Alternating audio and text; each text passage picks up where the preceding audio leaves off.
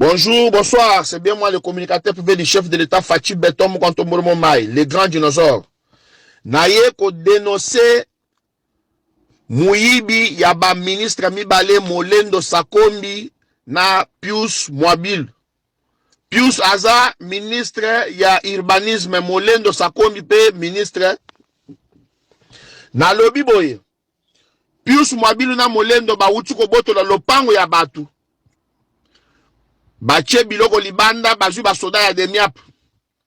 Basoda o biso tozoluka kotinda na kati ya mobondo kuna bakende ko ede biso ke no baboma bandeko na biso na bandundu te na kwa muntu. Ba mususu pe to ana besoin na bango kuna na kati ya este na Kivu, Sud Kivu na Nord Kivu. Bazwi basoda ya leta bake na bango na site oyo po bake no boto la mapango ya batu.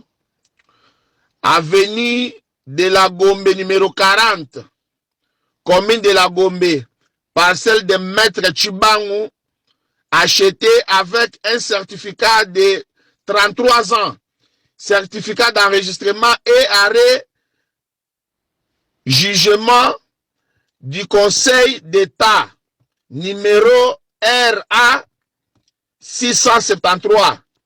Pius Mwabilu se croit au-dessus de la loi. Non, non, non et non. Pius Mwabilu, tu n'es pas au-dessus de la loi. La loi reste toujours la loi. Molendo Sakombi, tu te crois tu es au-dessus de la loi reste toujours la loi. Ba ministre Mibale Oyo, président Fachi Beton, toza besoin de démission ya batu Mibale Oyo.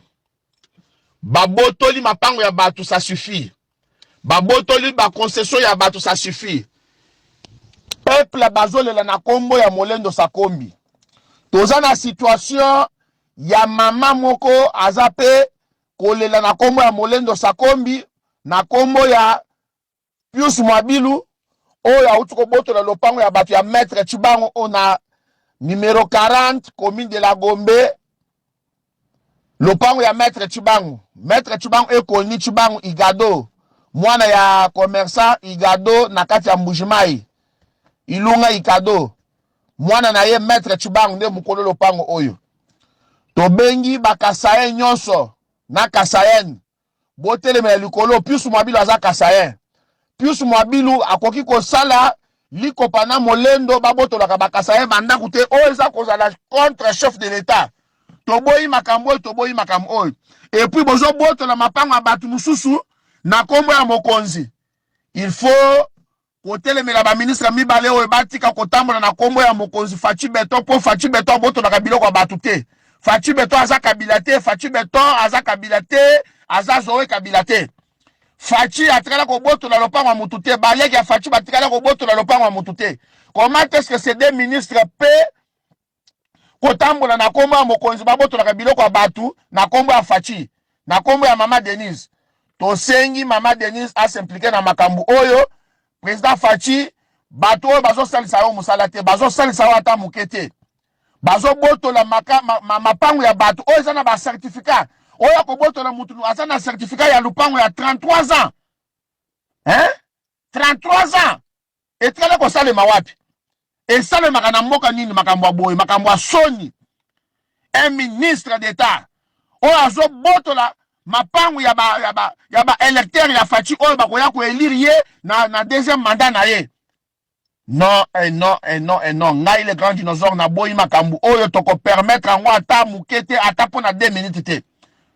Molendo Sakombi, Pius Mwabilu bo remettre ba mapangu ya batu nyonso e pa ba propriétaire na bango oyo baza na mikanda ya mapangu na bango. Bozongisela bango mapangu na bango. Obino bozo sala eza illégal, c'est du vol. C'est du vol. Bozo bebisa kombo ya mokonzi mboka. Premier ministre kota makambo batu bazolela mapango na bango, batu bazolela ba concession na bango. Pourquoi kaka ces deux ministres? Baza na équipe na bango mobimba. Pius Mwabilu tu as demandé, tu as envoyé tes gens pour demander $100,000 pour que non otika makambo lupango ya Maître Chibangu. Nyonso batu na yo basololaki eza enregistré. Il y a des preuves, il y a tout. Tu as envoyé si c'est tes neveux, si c'est qui que ce soit, ba o basana kati ya cabinet na yo pour ba 500,000 ezate, ata $1 ezate.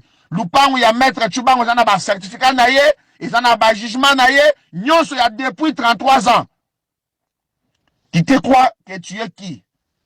Qui es-tu? Oza wana po na peuple, osalisa peuple to, oza wana po oboma batu mususu oboma bango na batension. Mwongo yango bosalaka nango nini?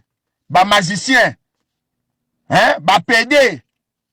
Bosalaka mbongo, bongo bosalaka nango nini? Awa na beleli na ndenga ya bien. Mungongo malamu, kitoko. Avec beaucoup d'énergie. Plus mwabilu. Kolingi teke na, kolinga teke na tokoma na yo bisika tokoma kana batu nyonso. Avec beaucoup de respect.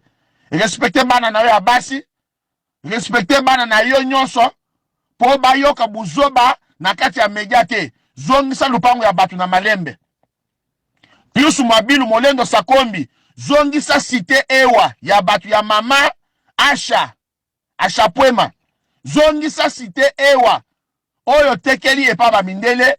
Zongisa la mama cité na ye na malembe kuna na kati ya mozole na nsele. Boza kuna na pisu mwabilu. Bozui concession ya batu ya mama wana eza na 560 hectares. Yo molendo sakombi. J'étais appelé au téléphone, tu m'as dit tu vas me rappeler, tu m'as jamais rappelé. Pisu mwabilu, la même chose. Comme vous êtes des ministres fantômes, bino ba ministre fantôme, oh bozo sa mokonzamboka te, biso sugo, nous on va s'en charger de vous, on va vous déboulonner maintenant. Comme vous êtes là-bas, comme vous êtes là, dans le système na bino, ya ko détruire mou kwa ntombolo cc, bozo kosa mou kwa ntombolo que nous sommes avec vous. Non, bozo na bisote. Bozo na bisote ata mokete makamu, bozo sala sa mokonzamboka te. Bozo na bisote, vous devez démissionner. Parce que boza ba traître. Boza ba traître.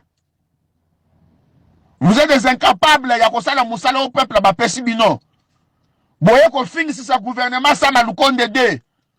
Po ba altitude bino boza nango na ba habitude boza nango eza mabe. Ezo la ki sa déjà solo ya mabe et pas bino mibale. Bozo sa la peuple na biso bongo pour que non ba ina fachi. Ba ko ina fachi te ba yebike muibi wana zo ute pa bino moko. Miibi akala, miibi akabila. Molendo sakombi, ozo sala makamboyo. Nano yebite que non, ton père avait dit aux Congolais et Congolaises que non, j'avais vu Mobutu qui prenait un verre du sang. Mais toi aussi, tu veux venir nous dire aussi que non, tant que Fachi, j'ai vu, Kabila prenait aussi un plat de caca, et Fachi aussi a pris aussi un verre de pipi. Parce que ton père avait pris le verre de sang, dans le régime, il y a Mobutu. Régime à Kabila a pris un plat de caca.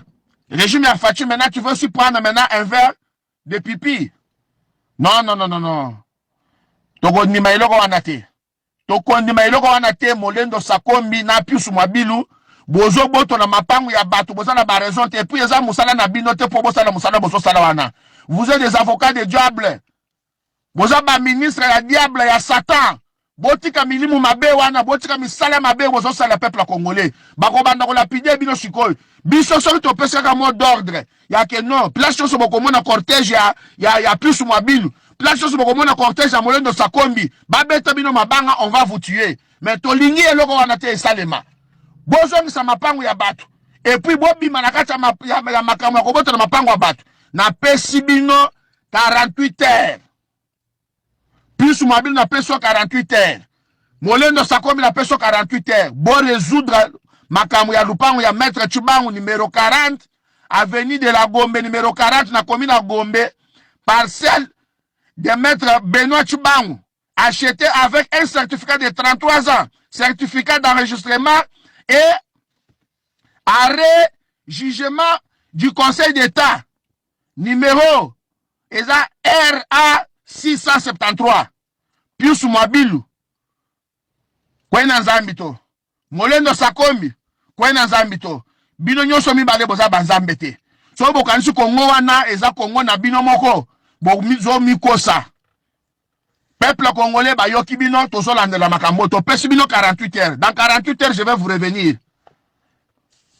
Les inconscients boza na po bos faire souffrir le peuple congolais tozana bino